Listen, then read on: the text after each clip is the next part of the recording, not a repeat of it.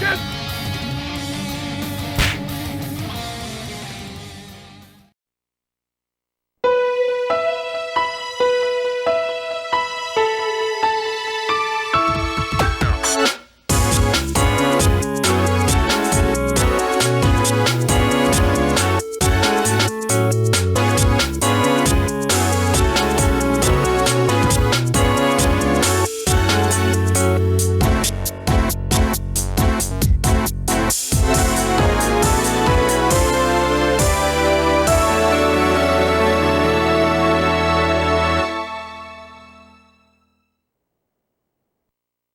Hey everybody, welcome back.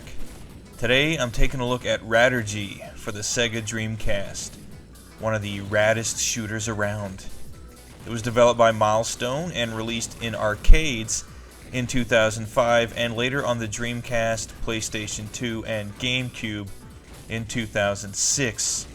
That's right, an official Dreamcast release some 5 years after the system was discontinued.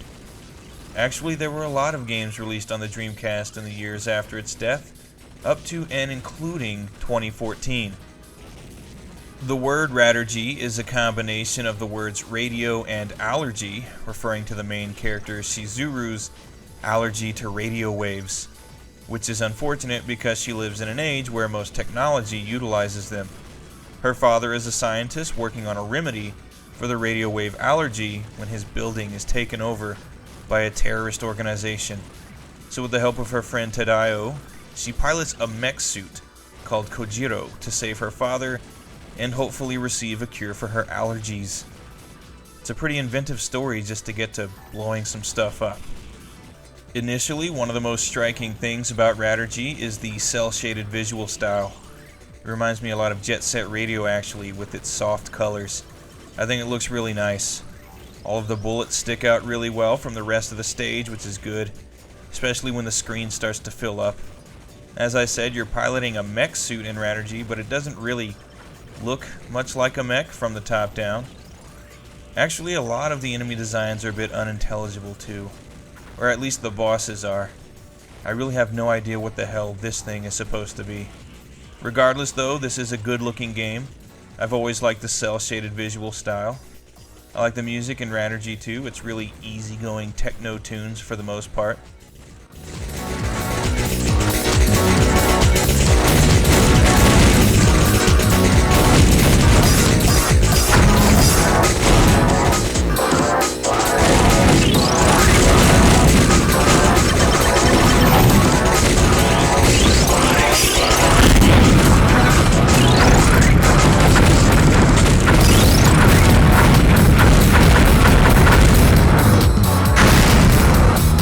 The presentation kind of betrays the difficulty though.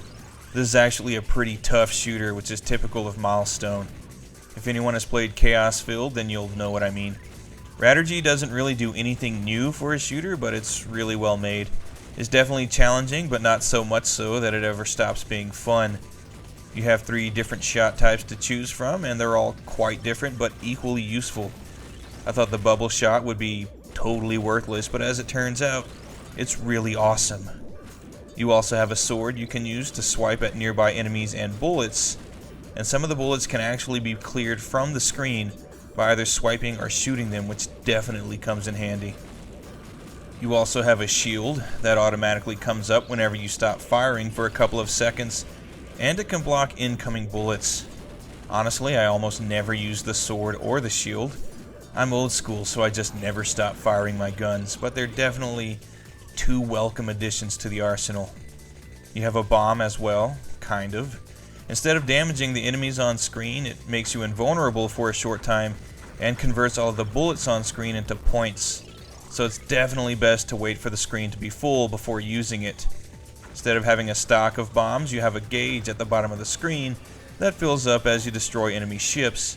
So the better you play, the more you can use this ability. Also, you have a health gauge instead of being destroyed in one hit, which is cool.